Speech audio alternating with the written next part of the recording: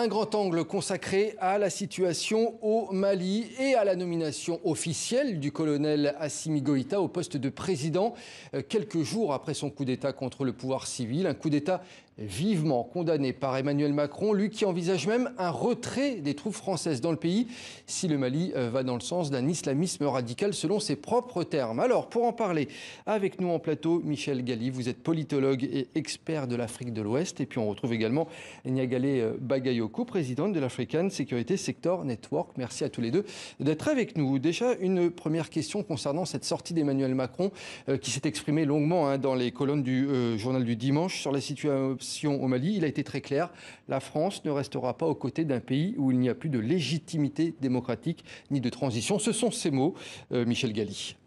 Oui, bon, personnellement, ça me semble un peu surréaliste parce que quand on vient d'avaliser cette sorte de succession absolument étrange au Tchad, vous voyez, voire d'organiser d'ailleurs, et puis on parle de manque de légitimité. C'est intéressant ce terme parce que la légitimité, c'est quoi? Est-ce que c'est de soutenir ceux qui, comme en Côte d'Ivoire, Guinée ou ailleurs, font des troisième mandat ou plus, vous voyez, ou des successions héréditaires comme au Gabon, au Togo et j'en passe? Donc cette question de légitimité, c'est quand même très relatif. Et ce qui s'est passé au Tchad avec l'aval d'Emmanuel Macron, ça a été une sorte de feu vert, vous voyez, pour tous les militaires putschistes et assimilés. C'est d'ailleurs ce qui commence à être dit aux Maliens. On commence à comparer ce qui s'est passé au Tchad avec ce qui se passe au Mali. Et effectivement, ils sont sur la ligne, cette ligne que vous venez d'avancer. En effet, cette question du deux poids, deux mesures est mise en avant non seulement au Mali, mais en réalité partout sur le continent. Parce que ce qu'il est important quand même de rappeler, c'est qu'en effet, cette position prise par Emmanuel Macron a malheureusement été confirmée par l'Union africaine, qui est garante de l'état de droit de par l'ensemble des textes. Et tous les exemples que vous avez cités, en effet, en termes de légitimité démocratique démontre aujourd'hui qu'il y a un réel recul en matière normative sur le continent africain qui est extrêmement préoccupant. Michel Gali, toutefois, Emmanuel Macron, concernant le Tchad, dit craindre une libyanisation du pays. Ce sont ces termes. Il va assez loin. Libyanisation, c'est comme sa sortie sur l'islamisation du Mali. À mon avis, c'est pas une bonne analyse. C'est un euphémisme. C'est-à-dire, c'est pas parce que les gens viennent de Libye que c'est des djihadistes. Bien au contraire. Le leader de la rébellion du FARC, c'est plutôt quelqu'un de gauche qui veut peut-être prendre le pouvoir à la place de ceux qui sont au pouvoir en N'Djamena, mais il n'a rien de djihadiste. Et de même, assimiler le colonel président Assimi Goïta à un quelconque djihadisme, c'est les bras m'en tombent, quoi. Je veux dire, il y a une erreur d'analyse majeure, à mon sens. Niagale Bagayoko, je vous vois confirmer. Alors, moi, je ne suis pas spécialiste du Tchad, mais en effet, le terme de libanisation me paraît tout à fait excessif. On a affaire à une rébellion politico-militaire qui était réfugiée sur un territoire voisin. Donc il n'est pas, à mon avis, question de parler d'éclatement du Tchad sous la pression de forces extérieures. Pour ce qui est de cette question de l'islamisation, du lien qui a été fait, quand on lit l'interview dans le journal du dimanche, ce lien est moins évident que les titres qui en ont été tirés.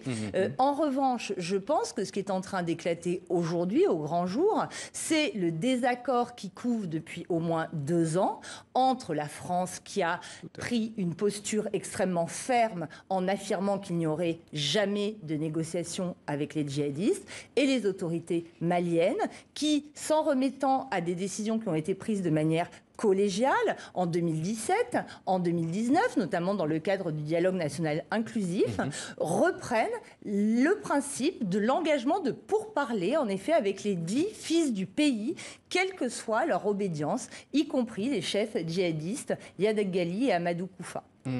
Concernant le M5, il va y avoir des discussions donc, et une nomination d'un Premier ministre prochainement. Rappelez-nous l'importance de ce parti et ses liens parfois tendus avec la France.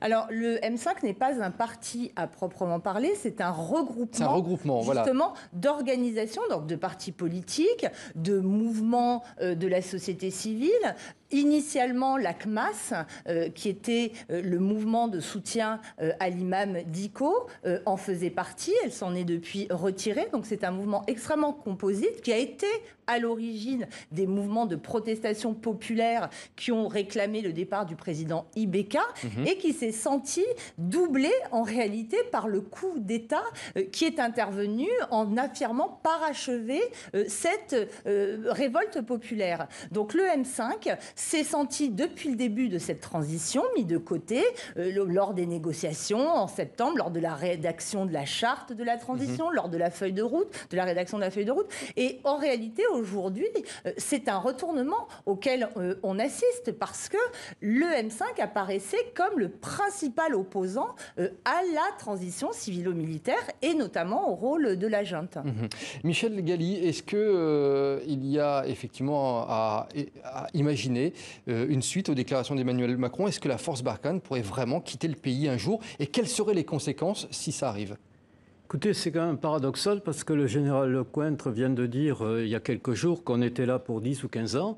Et puis d'un coup, Emmanuel Macron dit exactement l'inverse, c'est-à-dire on va se retirer. Donc à mon avis, la vérité est un peu entre les deux. On est dans une situation d'enlisement, voire d'ensablement, où il est tout aussi difficile de partir que de rester. Alors partir, il y a quand même 8500 Français au Mali. Ça a une place stratégique par rapport à tous les mouvements djihadistes d'Afrique de l'Ouest.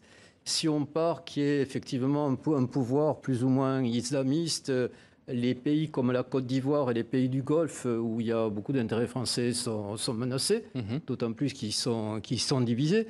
Donc moi, ça me semble plutôt une menace rhétorique dans un premier temps que l'annonce d'un retrait total et rapide de la force Barkhane. Mais alors, quelle menace concrètement? Comment on peut faire plier Goïta au final au Mali? Moi, en réalité, je me demande si justement ce coup de force n'est pas une occasion pour Emmanuel Macron d'engager un retrait qui ne sera pas immédiat, bien entendu, mais qui permettra de dire que la raison du désengagement de la France n'est pas sécuritaire, n'est pas un échec opérationnel, mais qu'elle est due en réalité à ce coup d'État. Vous dites par là qu'il profite en fait de ce coup d'État pour ça? Je pense que ça pourrait lui offrir en effet une occasion de justifier un retrait français, non pas par un échec de l'armée française. Mais par un alibi. En gros, Michel Galli, vous êtes d'accord avec... Il faut rappeler qu'il y a des mouvements anti-français à Bamako, comme dans d'autres pays du Sahel ou d'Afrique, mais en même temps qu'il y a l'exemple à Centrafrique où l'influence russe, les conseillers qui mettent plus ou moins sous tutelle le gouvernement centrafricain, qui sont un contre-exemple géopolitique pour Paris. Alors, est-ce qu'il faut vraiment se retirer, laisser la place alors, Emmanuel Macron dit aux islamistes, je n'y crois pas trop, mais peut-être aux Russes, peut-être à d'autres forces extérieures. Ça me semble difficile de prendre cette décision au point de vue de la géopolitique globale de l'influence française. Mais alors que peut faire la France? C'est ça en fait la question qu'on ne comprend pas maintenant. Qu'est-ce qu'elle peut faire? C'est la question à $1 million, parce qu'effectivement, ça fait longtemps qu'on se pose cette question. Il y a un gros point d'interrogation. 5 000 hommes, visiblement, de la force Barkhane à l'échelle de 5 pays qui représentent à peu près l'Europe, avec des dizaines de milliers de combattants divers et variés. Je vous rappelle environ 13 000 militaires de la MINUSMA, la Force internationale des Nations Unies au Mali. Et puis, on n'arrive pas à réduire, effectivement, non pas des terroristes, comme dit trop souvent l'armée, voire le pouvoir français, mais une mouvance djihadiste et islamiste qui, effectivement, comme vous l'avez dit, a gagné le centre du Mali, est en train de se déplacer aux frontières vers les pays du Golfe. Donc, il n'y a pas vraiment de bonnes solutions et de bonnes formules. Donc, on est un peu dans une impasse. Négale Bagayoko, on va revenir un petit peu aussi sur les dirigeants ouest-africains de la CEDEAO qui sont réunis aujourd'hui au Ghana pour évoquer la situation du Mali. On a l'impression des fois que le Mali, c'est une question épineuse, c'est un peu le caillou dans la chaussure, ce qui se passe là-bas actuellement pour les voisins africains du pays. On s'aperçoit que le Mali est un pays extrêmement rétif en réalité, qui ne plie pas aux injonctions, qu'il s'agisse de celles d'un partenaire majeur pour elle, donc la France, ou de l'organisation sous-régionale. Pour résoudre cette question justement de la présence française, de son devenir, je pense que les autorités maliennes ont elles-mêmes une grande contradiction à résoudre. C'est-à-dire que oui, elles affirment depuis très longtemps qu'elles veulent négocier. En même temps, elles ont besoin de cette coopération militaire, pas uniquement pour des raisons opérationnelles, parce qu'il s'agit d'une rente également. Donc c'est très compliqué. Côté français, je pense qu'il y aura une redéfinition du dispositif, sans doute du côté d'un dispositif très présent, même très discret, qui est le dispositif Sabre des forces spéciales, qui n'a rien à voir avec la force Takuba. Michel Galli, je reviens un instant également sur la CEDEAO, toujours, et sur cette réunion. On pourrait éventuellement imaginer des sanctions financières, peut-être contre le Mali. Assimi Goïta est à cette réunion. En gros, il y va en costume de président, comme on l'a vu, mais il va chercher ses sanctions ou il va imposer justement cette stature? Écoutez, je pense que CEDEAO, comme d'autres institutions, sont très gênés parce que, comme on l'a dit tout à l'heure, ils se sont quand même déconsidérés, voire délégitimés au Tchad. Il était très difficile pour eux d'adopter des sanctions envers le Mali ou envers Assimi Goïta, alors qu'ils ne l'ont pas fait envers Mahamat Déby au Tchad, vous voyez. Donc c'est un peu compliqué.